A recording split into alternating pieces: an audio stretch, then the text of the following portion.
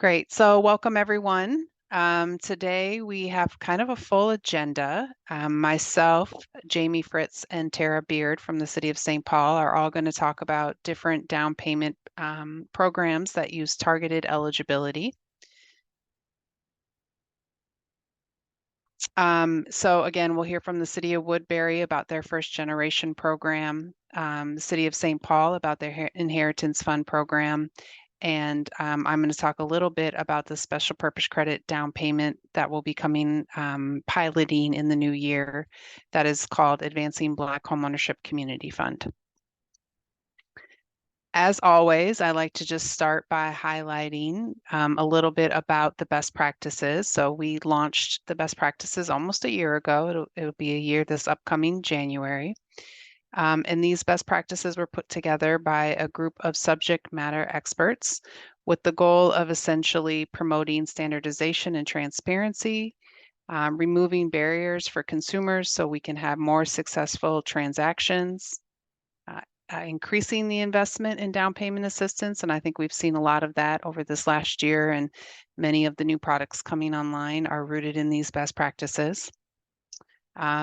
Also, using this as a better tool to help to close and reduce the racial homeownership gap, which is some of what we're going to be hearing about today, as well as having more conversations that bring DPA providers together collaboratively and think about how we can work to continue to use these best practices as one tool to kind of improve this whole ecosystem of down payment assistance, which, as we know, can be very challenging for industry and consumers. So today we are actually going to start by having Jamie join us, and Jamie is going to talk a little bit about the Woodbury First Gen program. So Jamie, I'll turn it over to you and just look for you to cue me when you're ready to advance slides. Thanks, Brooke. Hi, everybody. My name is Jamie Fritz, and I am with the City of Woodbury. I'm the Housing and Economic Development Coordinator in our Community Development Department. And just like Brooke said, I was invited today to talk a little bit about our first generation down payment assistance program that's offered through the Woodbury Housing and Redevelopment Authority. So just, to touch on just the overall objective of the program.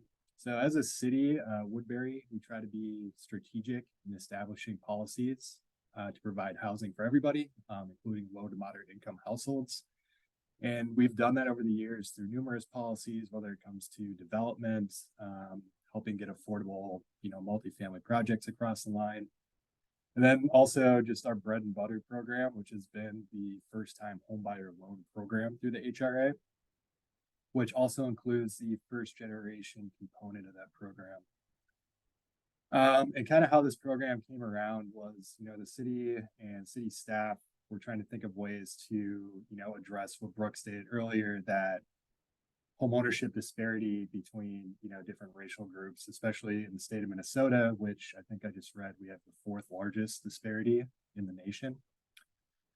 And as we were thinking through this process, or just kind of different things that we might be able to do, we, thought up the first generation program based on some other products that are out there and offered by different, municipalities or nonprofits. And we leaned towards the first gen program because having that designation on the eligibility really helped us target, that population of people that we really wanted this program to serve. And it's those people that have been left out of home ownership for many, many years, and those that are descendants of those people that have been excluded from home ownership, that haven't been able to benefit from that transfer of wealth. So in late 2021, we brought the new program idea to the HRA commissioners, which is also our city council, and the first generation program was created for us. You can go to the next slide, Brooke.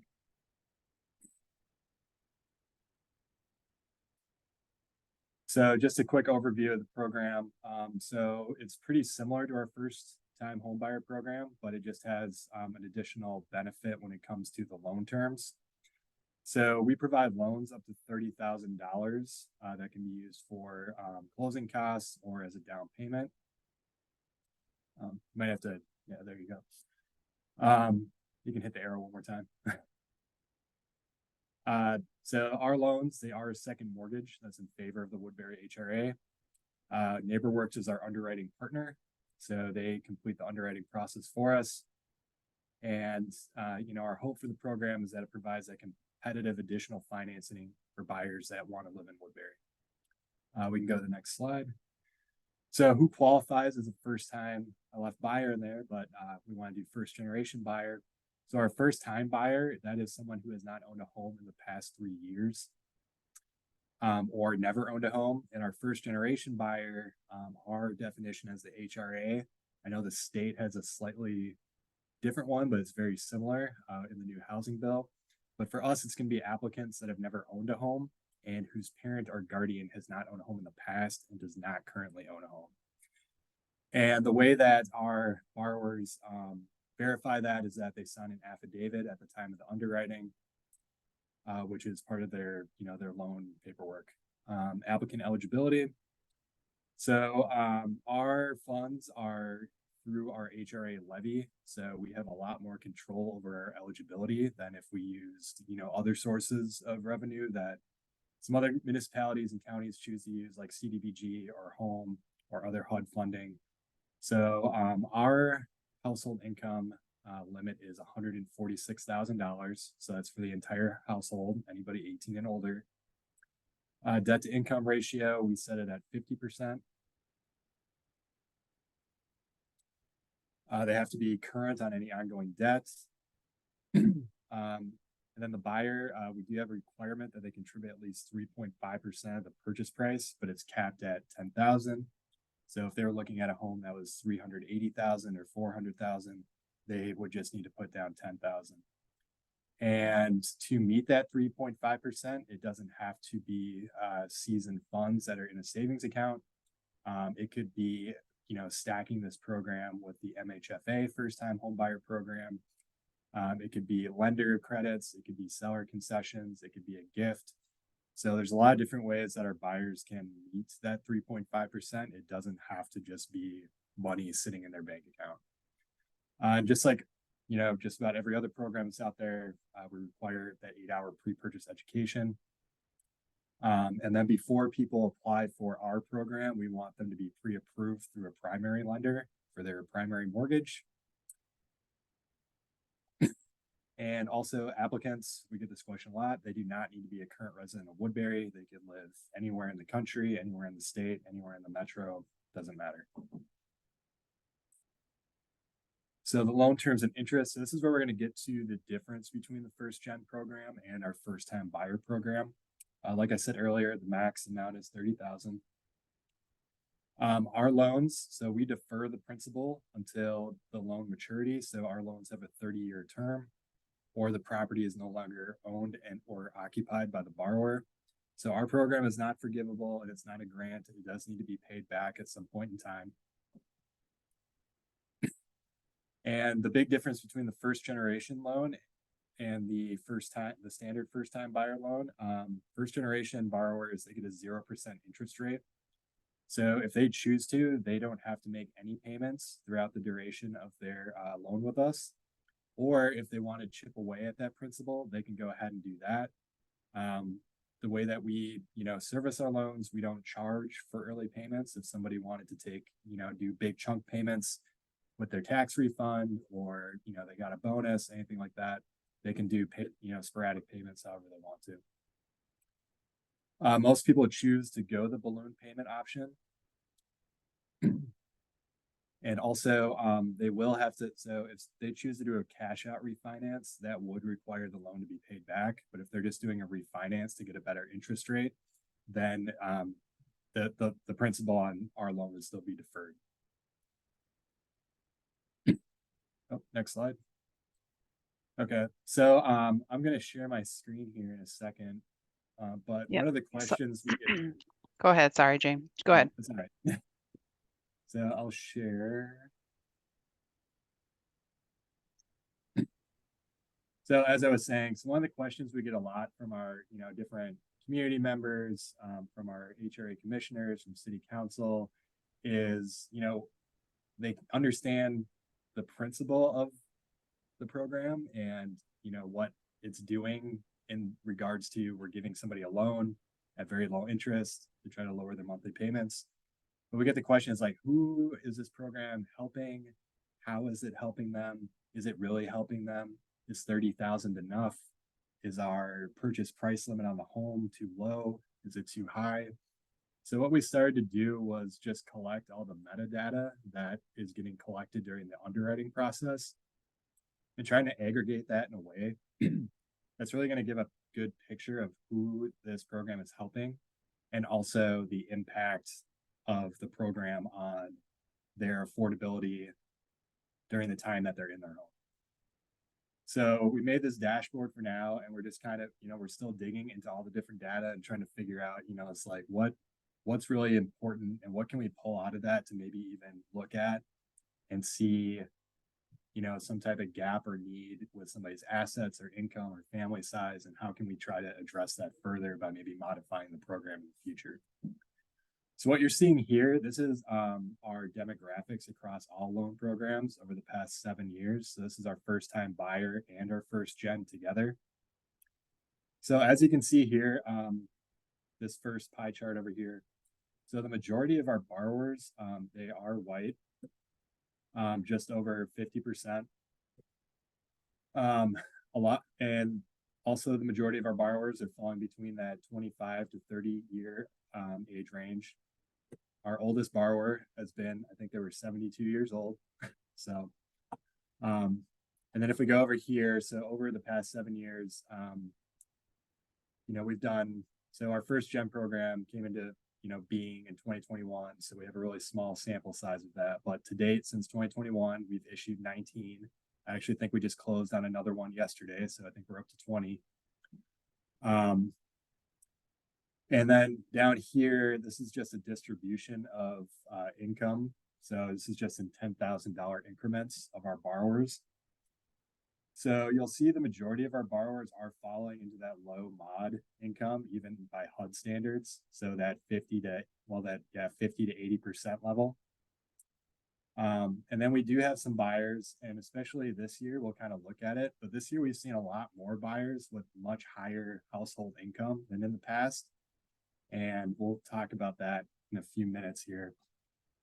But if I switch this over to just our first gen program, because, I think this is really going to show the impact it's having and it actually targeting, the groups of people that we really wanted this program to benefit.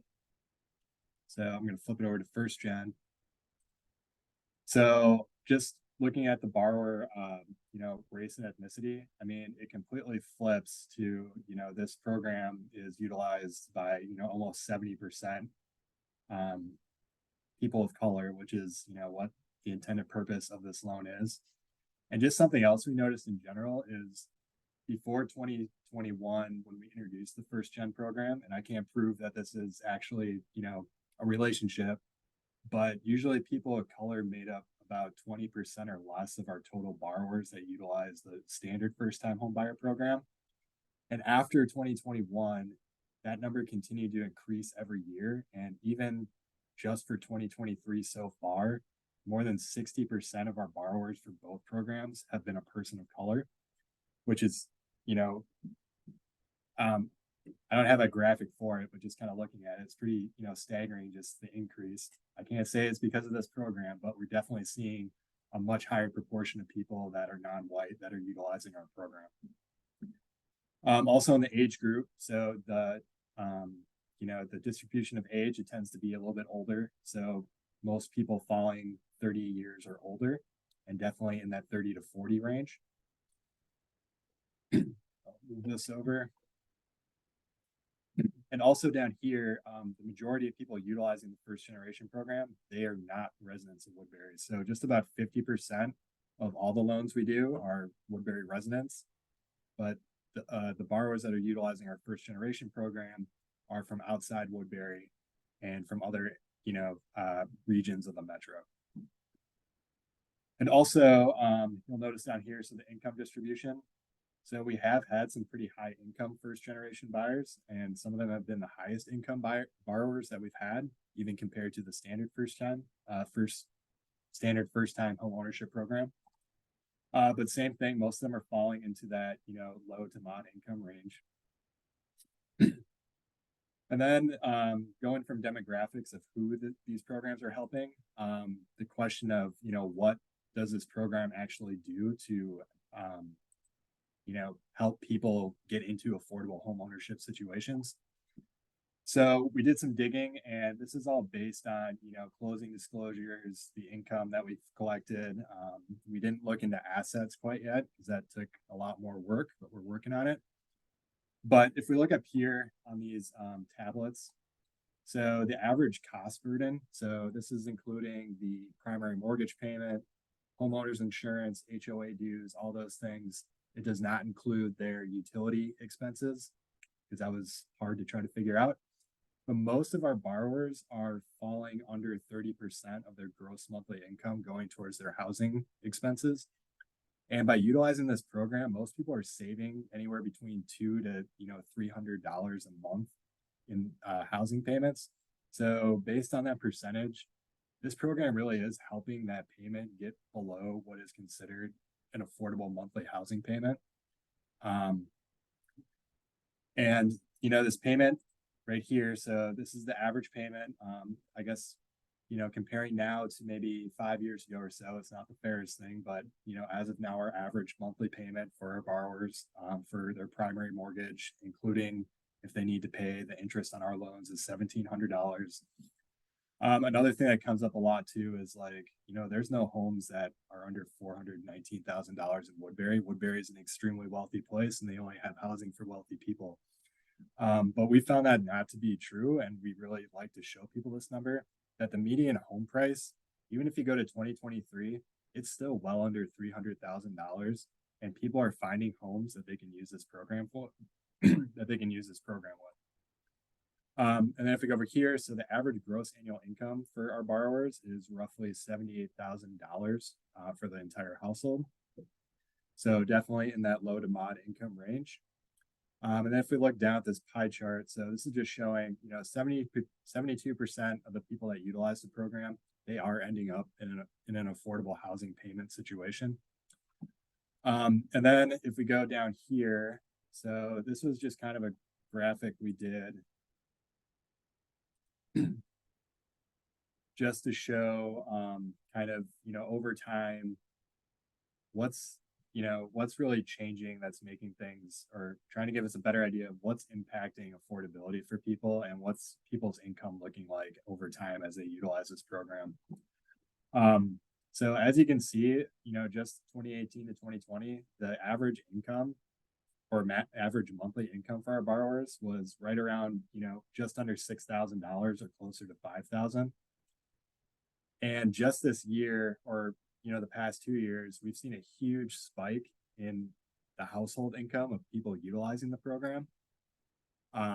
And we don't think, well, we can't prove it, but we don't think that that's a coincidence based on these interest rates that are coming. So there's even people at a higher income level that are being negatively impacted by the current housing market and needing this extra funding, or to try to even stay in the market and get into the market, or find a home that isn't going to break the bank once they close on it. And even if we go down here to this blue column, so right here, you're just seeing the average total monthly payment.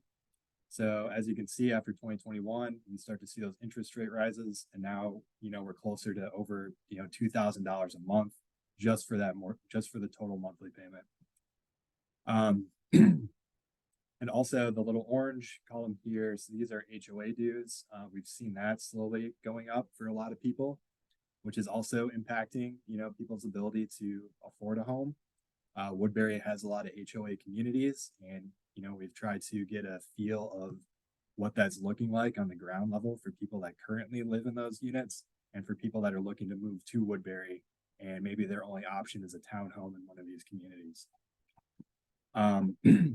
And as you can see over time, the average housing cost burden for our borrowers has gone up, especially for 2023, when we've seen these huge spikes in those mortgage interest rates. So I'm just going to jump quickly just to look at just to isolate our first gen program borrowers. So one thing that we've noticed with our first generation, so like I said, many have had higher incomes than a lot of our standard first time buyers. The median home price. So we don't, like I said, we only really have 2 full sample years of, borrowers utilizing the program. So it is obviously going to be a little bit higher because housing prices have gone up. But one thing that we've noticed is that the first gen buyers tend to have a higher housing cost burden even by utilizing the program. So, that's really one thing we want to take back and we want to continue to look at as time goes on.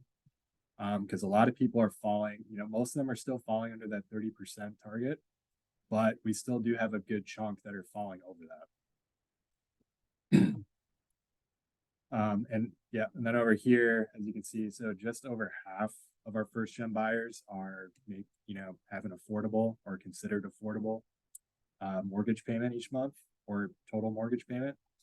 But we still have, just pretty close to half that are still ending up in, situations where, they're closer to 30% and maybe it's not as much of a hardship, but, as time goes on and maybe things continue to get more expensive, we might see more people that even with the $30,000, they're still ending up in situations that are considered not affordable. And that's one thing that, we continue to consider as we, move on with this program. So I know that was a lot of numbers and information to, put through, but this is kind of a working, a project in work, just trying to figure out what is the impact, who is this serving, and definitely looking at how we can make the program better over time. Thank you, Jamie. Yeah. This is great. Great example of use of data to tell the story. And I'm sure you'll be getting some calls from some peers because this is great. This is great. And it really does tell the story of the impact, both allowing you to monitor what's happening with your buyers, but also clearly, as you noted, the impact of how using first gen has allowed you to better target and reach those that you were trying to reach. So just amazing. So I'm gonna open it up for questions. You can come off mute if you would like, come on camera if you would like, or I'm also paying attention to the chat if anyone has any questions for Jamie before we move on to the city of St. Paul.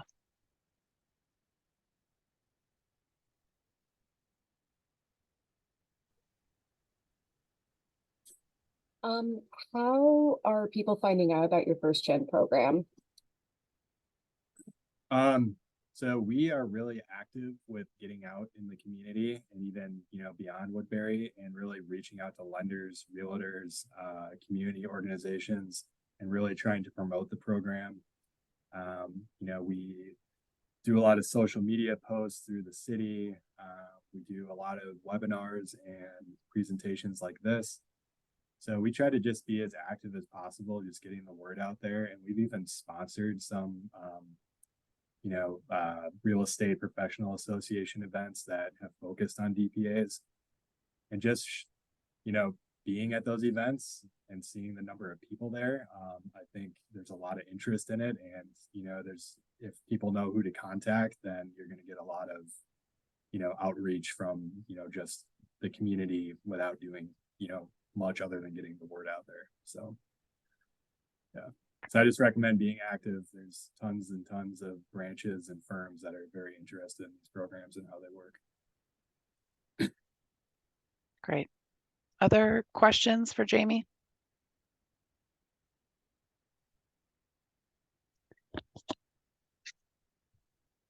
Okay, why don't we, Melissa, what definition of first-time homebuyer do you use? So it sounded like Jamie was at like 3 years, no principal ownership for your first time.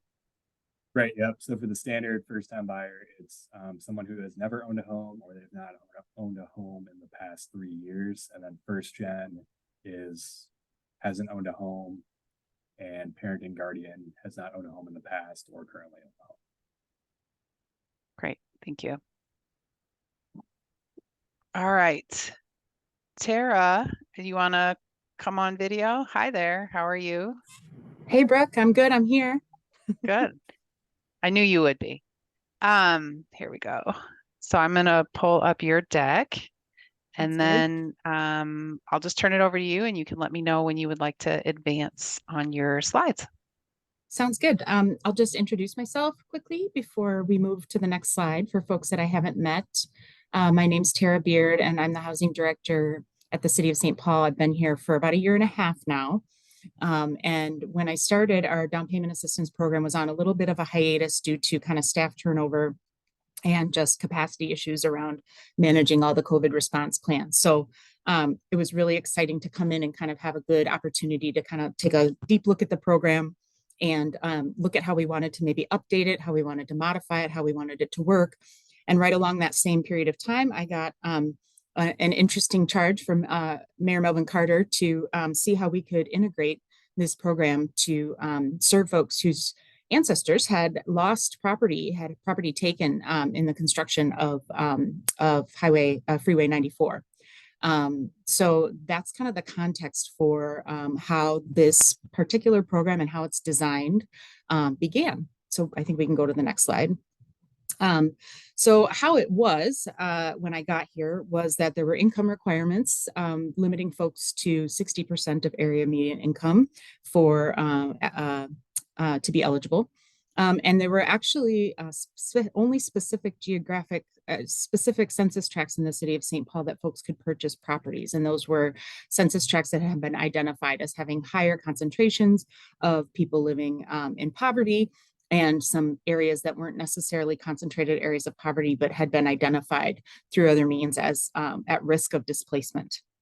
And the finance terms when I began for the down payment assistance program were 30 years fully repayable. And we did have some internal funds, but we also augmented those funds with impact funds from Minnesota Housing. And so some of these terms were so that we could utilize impact fund dollars, including the requirement for a 30-year loan term and it being repayable in full upon resale or maturity.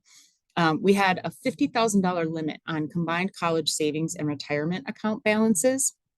And at the time, because historically home funds had been a part of our pool of resources for the program, at a certain point, we had limited purchase prices to those home limits, even though home hadn't really been a source for a couple of years.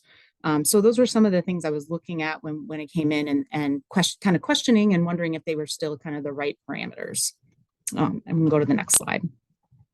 So after a lot of conversation and a lot of great insight, a lot of great conversation with some folks that are in this group, that it was very appreciated, trying to understand kind of best practices and changes, especially post-pandemic changes that really made us need to think differently.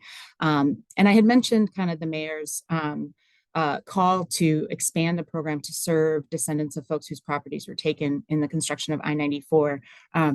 But another really kind of important political assertion that came from the mayor was that he didn't just want to get people on a mortgage. He wanted to get people in a situation where they could build wealth. And so really trying to account for the fact that a lot of folks that don't need any kind of down payment assistance program have some choices even within that to either put a little bit more money down by borrowing from a friend or a family member, even if they had some of their own funding, or purchase a home that's a little bit less than what they could qualify for, versus if you are, low and moderate income, even if you're benefiting from a down payment assistance program, the actual housing stock affordable to you is still offers a lot less choice. So I was, really great. I'm really grateful that I was kind of given a long leash to really expand the program and expand who it could serve. So we raised the income requirements to 80% area median income. And that was, again, not to discount the fact that we were wanting to try to serve folks at the lowest AMI level, but also acknowledging that, AMI level is based on region, and St. Paul has, significantly lower area median income in the city than the area median incomes used for income levels in programs like this, which are regional. So in expanding the AMI level to 80% area median income, we really were increasing significantly the pool of folks who could access housing in St. Paul. We also removed the geographic requirements. I understand that there's some some reasonable argument to kind of focusing programs like this in specific areas. But regardless, my thought was, look, the housing prices in different parts of the city are going to create limited choices in more expensive areas. Let's not go so far as to actually like cement those choice limits. If folks can find a home in a wealthier part of St. Paul that they can make work with this down payment assistance program, I think the important thing to do is to uphold housing choice as much as humanly possible in programs like this. So we removed that geographic barrier. And then we made kind of a tough decision to say, look, we're going to probably not be able to utilize impact fund dollars to augment our own local dollars to support this program in the future. But it's that important to us that we structure a program that we think will truly allow folks to create wealth. So we changed the affordability term from 30 to 15 years, and we made it fully forgivable after 15 years. And that forgiveness is amortized annually over those 15 years. And we said, look, we're not trying to, we don't want folks to be held liable for saving for their kids' college or saving for their own retirement and have that actually hurt their ability to enjoy and benefit from home ownership. Folks should have the choice to keep all of those sort of investments, at all income levels. All those investments should be something that are within reach for folks. So we said no limit on college savings and retirement account balances, basically any type of account that would have any kind of tax implication to remove money from anyway. We do still have modest asset limits based on what's in like a savings account that could be liquidated like that. But we took out limits on tax related kind of savings vehicles. And then we took away the purchase price limits. We just, again, want to just make this program as much about choice and not kind of create artificial limits on what we think people should be able, what purchase price people should purchase. And if increasing purchase price limits and you'll see in a minute, increasing maximum awards allows us to create a little bit more economic mobility and socioeconomic integration in the city for folks that choose, that they want to live where they want to live. We see that as a benefit to the program and a benefit to the city, not as giving someone a waterfall or something like that. So next slide. The other thing we kind of decided to do with our DPA program was to, and this has pros and cons, was to sort of separate out layers of assistance, we call it. So the foundational fundamental terms of the program are the same for everybody, but how much you can borrow is kind of how we create some prioritization, even without, creating populations who can or can't get the money or saying this pot's for these folks and this pot's for these folks. We want everybody kind of to have the same access to the program, but we decided to address kind of deeper need or greater barriers to home ownership through greater down payment assistance amounts. So our kind of baseline, if you are eligible, if you earn 80% AMI or less, eligibility for our program, entitles you for up to $40,000 in down payment assistance. If you are a first generation home buyer, and that means you've never owned a home and your parents have never owned a home or lost their most recently owned home due to foreclosure, then you can add another $10,000. And we did further define that as, actually, I think we do have the more restrictive, you have never owned a home, and we do require an affidavit for folks to sign to determine that. But I think I'm definitely interested in looking at a much more, a revised eligibility requirement around first generation home ownership. But that's how it is for now.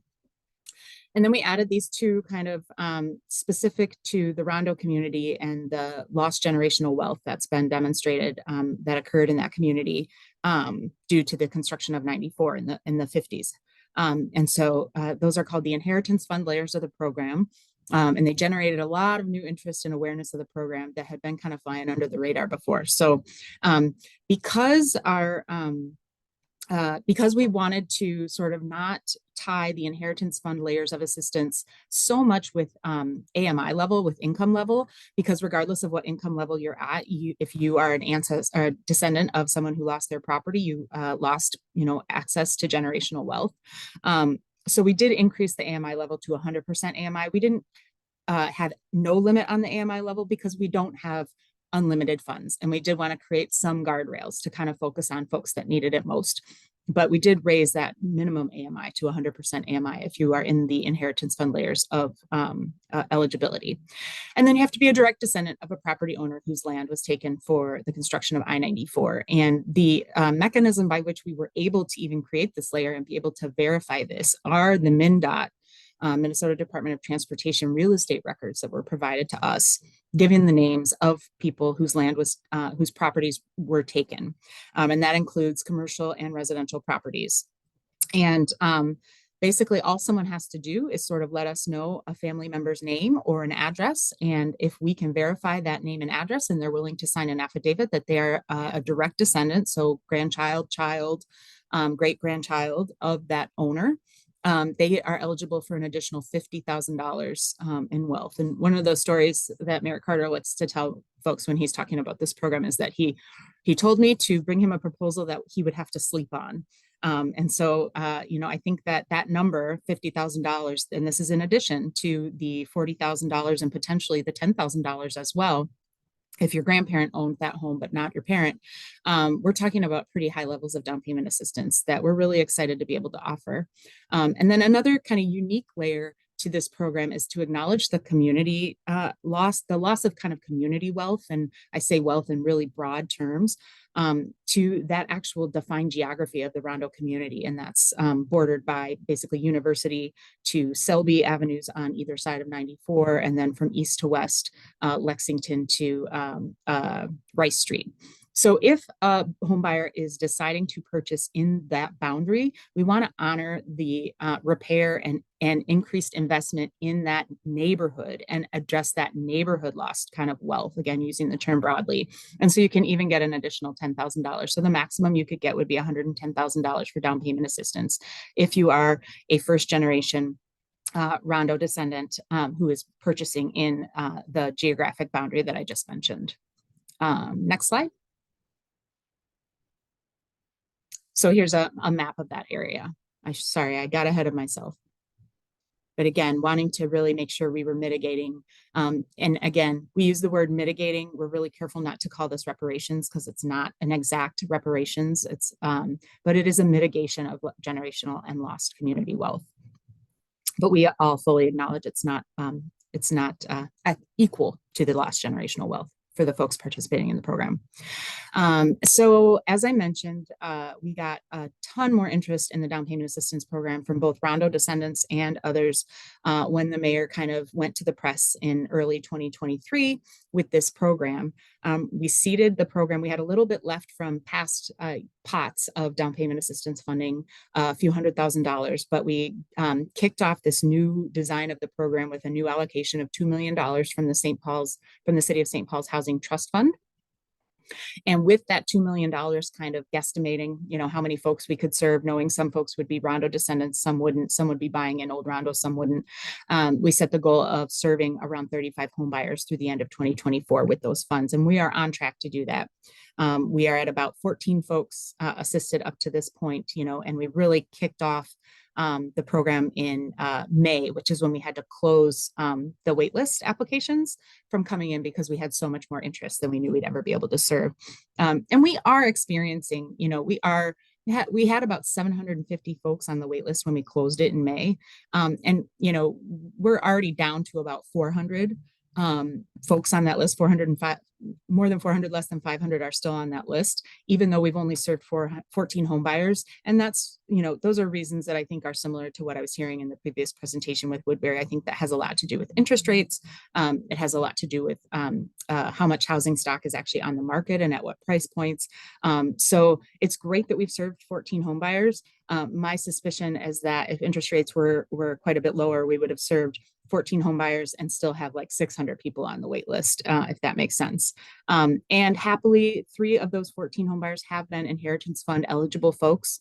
It was very exciting. There might be a picture on the next slide. I can't remember. Yeah, it was very, very exciting and emotional.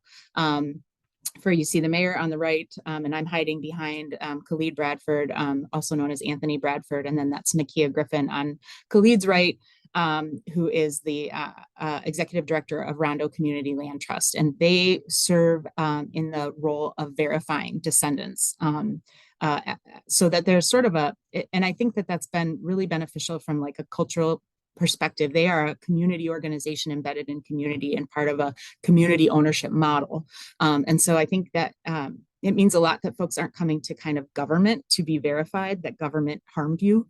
And so that's been a kind of a special partnership. And it's also allowed us to leverage each other's programs because they also have a program called Return to Rondo that provides folks with additional assistance if they're purchasing through the land trust and our descendants. Okay, I believe next slide.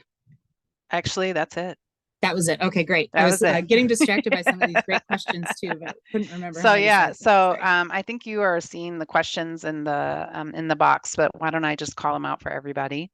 So the first question is essentially this notion of what if you had grandparents who rented or were under contract for deed but never on title for that property? Are you seeing that, and are you able to serve them?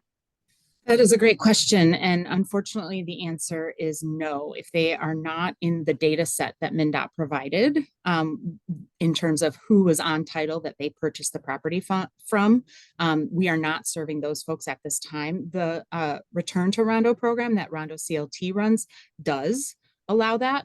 They do work with folks and have kind of broader guidelines for who qualifies. It basically came down to the only kind of data we have on who was renting at the time are old phone books.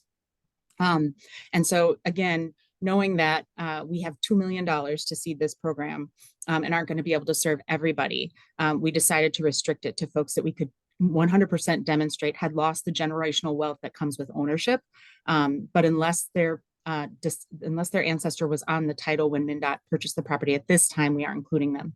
I'll throw out there that we have one of the worst conversations I have to have are with folks whose properties were displaced by some urban renewal events that happened also in the Rondo community. And, within 10 or 20 years of the construction of I-94, folks have no idea that their, grandparent lost their home through the demolishing of a 4-block radius for an urban renewal, near where the Sears site is, for example, or Cathedral Hill or Central Village. And they come to us and they experienced essentially the same exact thing that a Rondo descendant experienced through the I-94 construction, but we don't have any data on who those owners were.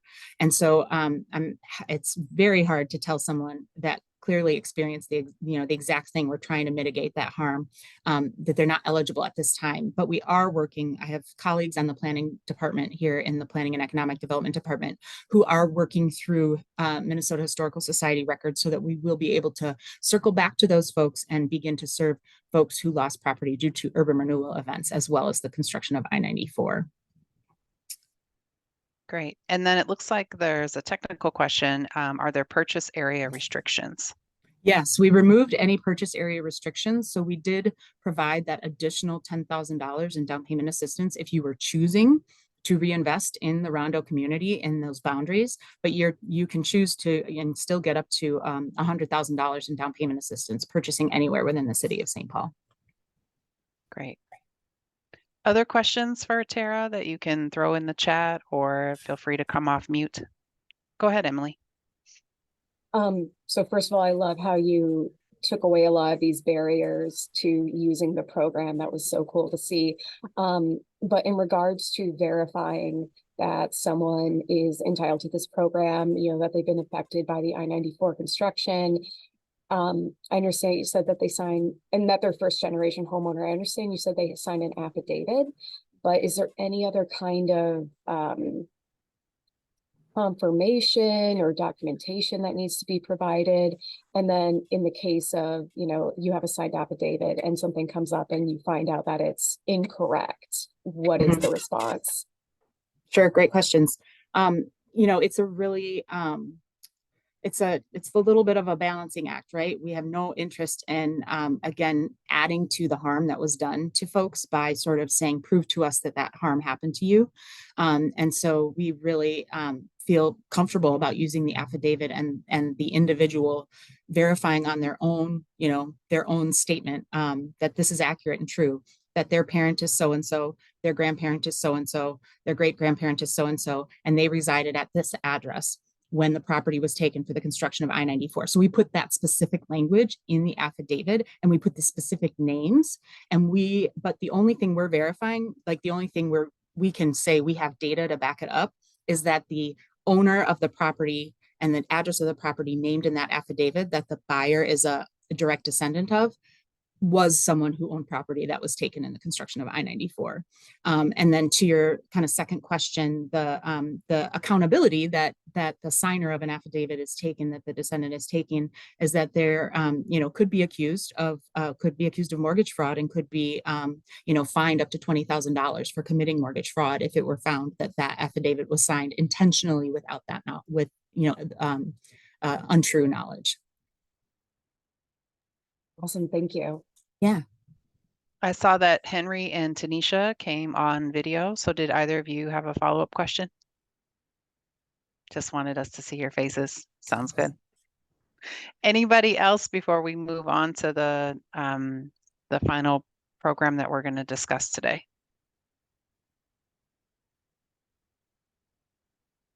Okay, well, great. I think this is great, Tara, both in your targeted approach, but also in your strategy for layering as a way to reach and do deeper investments with those that you're trying to build wealth creation with.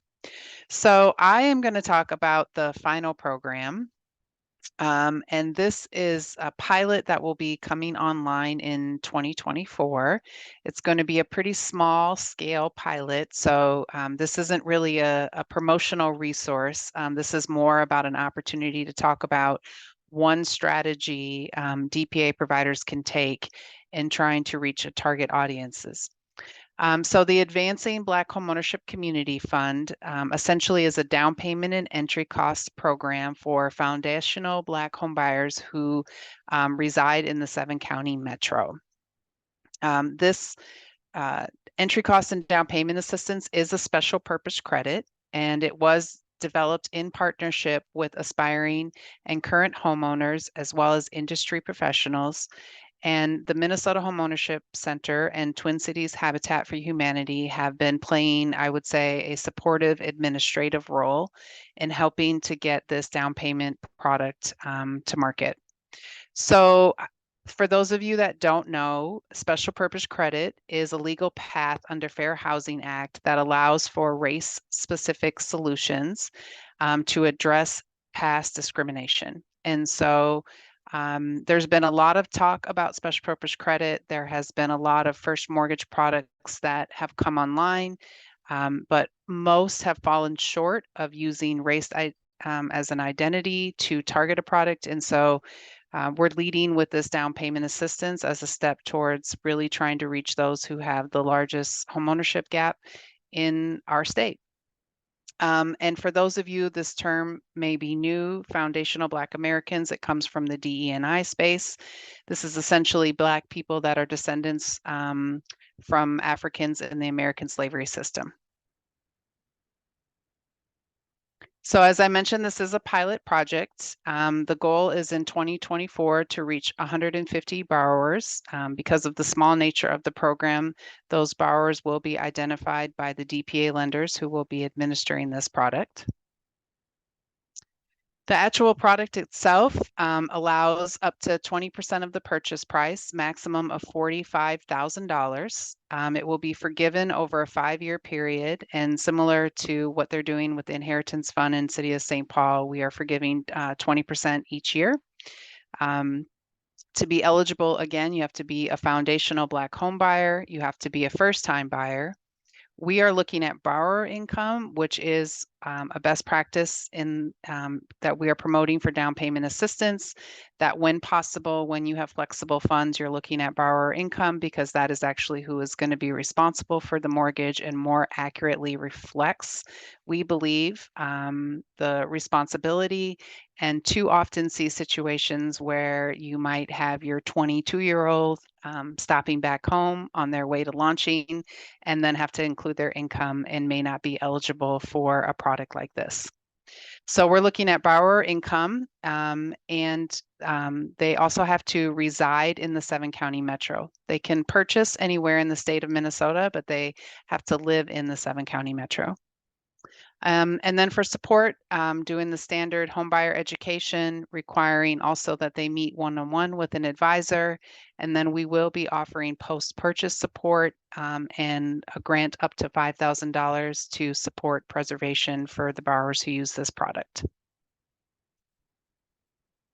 So the use of funds kind of goes beyond your standard down payment program. And this is based on the design, community design process that we did and what we heard from both industry and aspiring home buyers and homeowners. So your basics covering the down payment required by the first mortgage, closing costs, using it to buy down principal to increase affordability.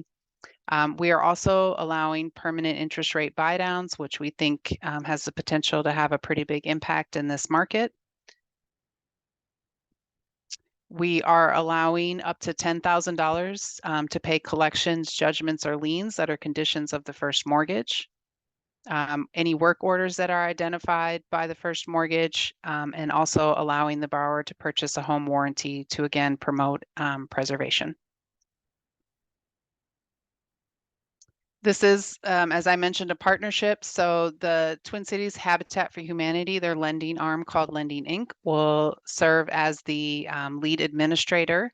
The Minnesota Homeownership Center will continue to provide general support, but those DPA lenders are those that I think many of you are familiar with. Build Wealth Minnesota, NeighborWorks Home Partners, and then First Independence will be coming online as well to begin to start offering some down payment assistance. So I will pause there and see if there are questions. I went through that pretty quickly.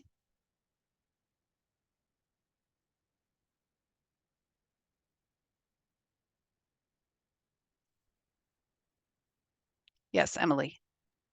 So you, sorry, so you said that they have to be a resident in the 7-county metro area, but did you say that they can purchase a house anywhere in Minnesota, or did I misunderstand that? Nope, that's correct. That's awesome. So when you're doing a special purpose credit program, you have to essentially kind of build a data case as to why you need the product. And so since this is a pilot, we started with focusing on the 7-county metro because 82% of foundational Black renters are in the 7-county metro.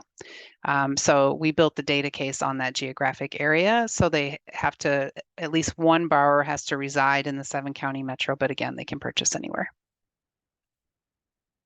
And then there was a question about when does it roll out? It's soft launch will be starting before the end of the year, but it will be online in the new year. And the maximum housing ratio is 50% DTI. Oh, excuse me, housing ratio.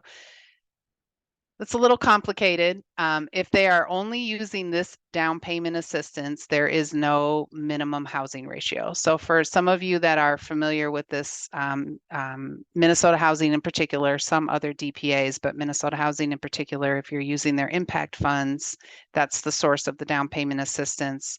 Home buyers have to have at least 25% of their gross income going towards PITI. And this DPA product will not have a minimum housing ratio unless you layer. So if you start to layer multiple down payment assistance programs, then this product requires that at least 15% of your monthly gross income goes to PITI. So understanding that, you know, this is a very targeted product, and because of the wealth gap, making sure that having the mortgage be as affordable as possible is going to help with preservation when you don't have community to call on, family to call on to help when you need a $7,000 repair.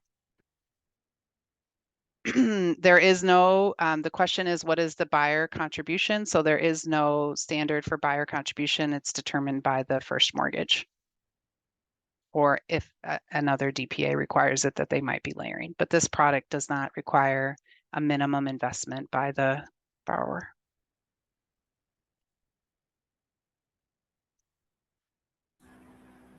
Hey, Brooke, it's Lisa. Hey, You Lisa. may have said this, and I apologize. And I think we've already talked about this program, so I should probably know this. But are you having the borrowers sign any type of attestation? Yes, so they will self-attest that they meet the definition of foundational Black American, which is identify as African American or Black, born in the U.S., and then are a likely descendant of American slavery. So it will be a self-attestation. So it's not up to the lender to have to make that call. No, the DPA lender will be the one who will be reviewing and collecting that disclosure and attestation from the borrower. So that responsibility will fall to the DPA lender. Thank you. Mm-hmm.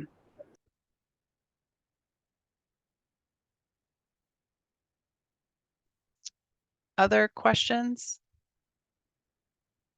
All right, I'm just going to open it up in general. We've covered a lot. We kind of talked about 3 different strategies as a way that you can, use targeted DPA.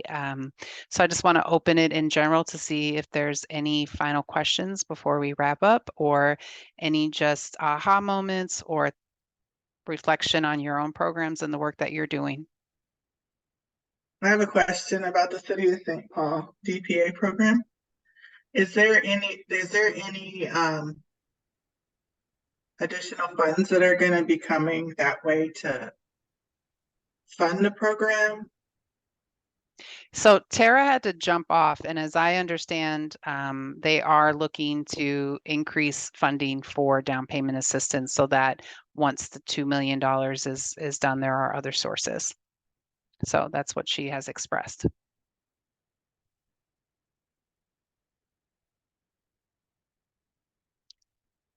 Other questions, thoughts, comments from those doing first gen, comments from those doing any attempts at any other targeted practices? I actually have one more comment. This is Jamie. Go for it, Jamie. Oh, Go ahead, yeah. Jamie. So I think one thing I forgot to leave out, I meant to include. So I guess just going off of what Tara said with their demand, even this past year with the high interest rates, our demand has been probably the highest it's been in several years. I think by the end of the year, we're going to close 26, 27 DPA loans. We even had to make a request to council to allocate $250,000 more to the budget just to meet the demand. So, it's definitely out there, and I definitely think these housing conditions are going to increase that. And, and 50% of those loans that we are going to close, they are those first gen products. So. Great. Thank you for that context.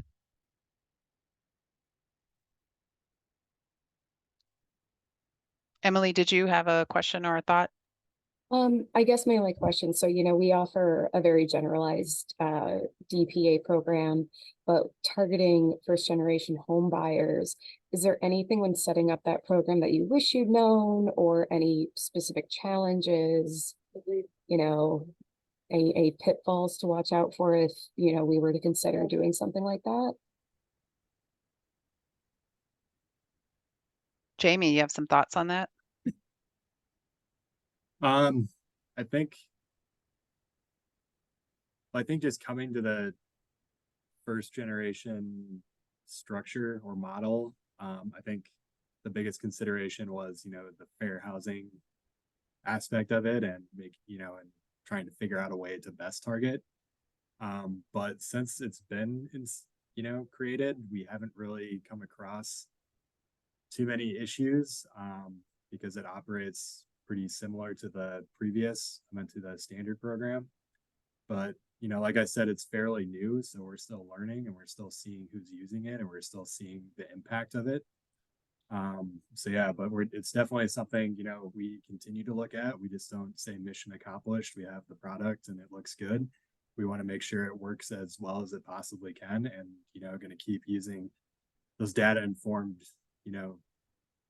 decisions and solutions to, definitely create as big of an impact as possible. But no, I can't say we have any pitfalls other than, it was just kind of one of those ways to really, model something to really truly target a population with a loan product. Thanks for that. I'd also would invite Jason, if you have anything that you would add. I know that you, as the administrator, sorry to put you on the spot, but if Yeah, there's no, anything. Yeah. happy to chime in. I think that, with the work that Woodbury, Jamie and Woodbury and others have done, there are a couple other communities that do some work around first generation here in the Twin Cities. I think that there's not a lot of legal considerations at this point. I mean, that's pretty settled. And at this point, generally the process, we administer Jamie's program as well as another first generation program. And so there's nothing really you need to think about like from a legal standpoint. I think really what you need to think about is that the goal you're trying to serve. So we also just did a Twin Cities wide first generation program, and our goal was to really serve BIPOC communities. And so with that goal and using that as a proxy, we were successful in 92% of the folks that use our program represented BIPOC communities. So I think it's not really, I guess, a lesson learned, but what is your goal? And if your goal is, really around either closing some disparity gaps around homeownership, racial disparity gaps, or one of the big reasons first generation is important is, folks, the biggest barrier to buying a home is still down payment. The most common way to get down payment is still, from a family member who's owned a home.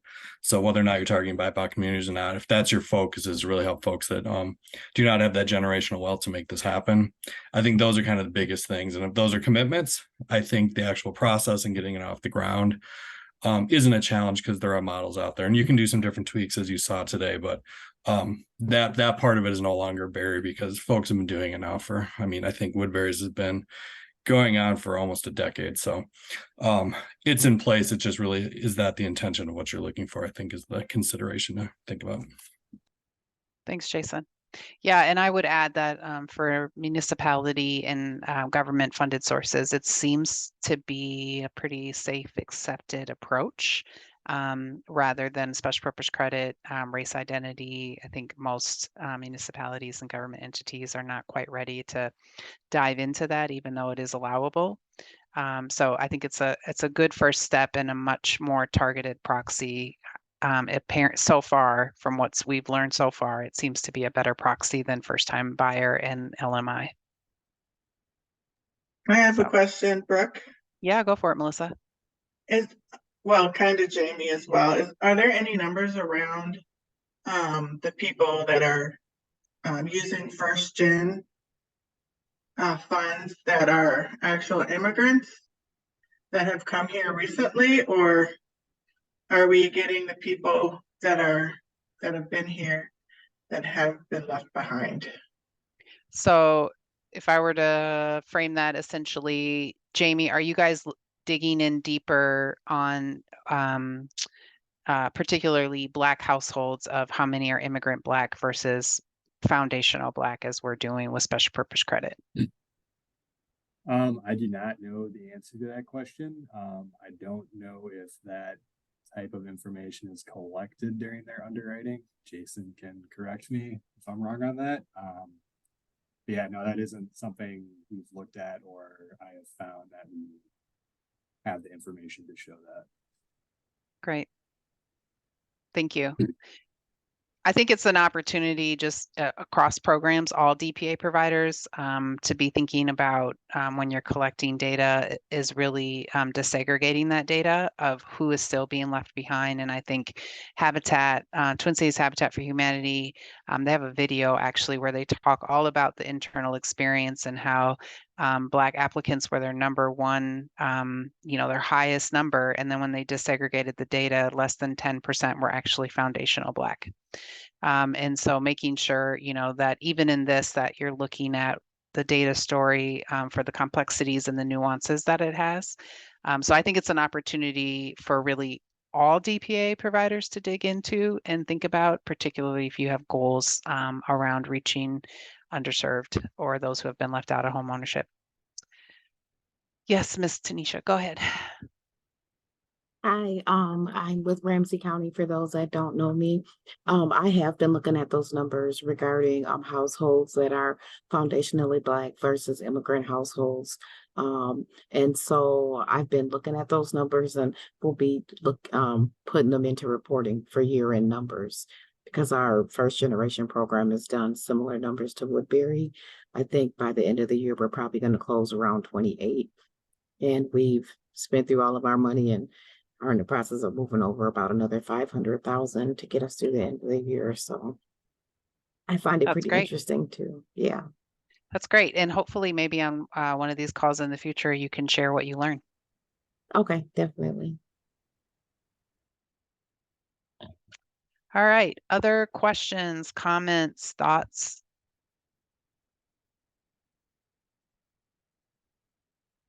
Great. Well, I just want to say thank you again, Jamie, and to Tara, who had to jump off. I appreciate you giving your time. And I think, the opportunity to learn from each other is huge in this space, and to learn what your counterparts are doing. And I would assume that you'd be more than happy to talk with anyone offline. I just want to thank everyone for joining today. I too am happy to talk about special purpose credit offline, and just answer the questions on some of the strategies we did and some of the requirements that we had to follow to get that program set up. So thank you everyone for joining, and have a good rest of the day.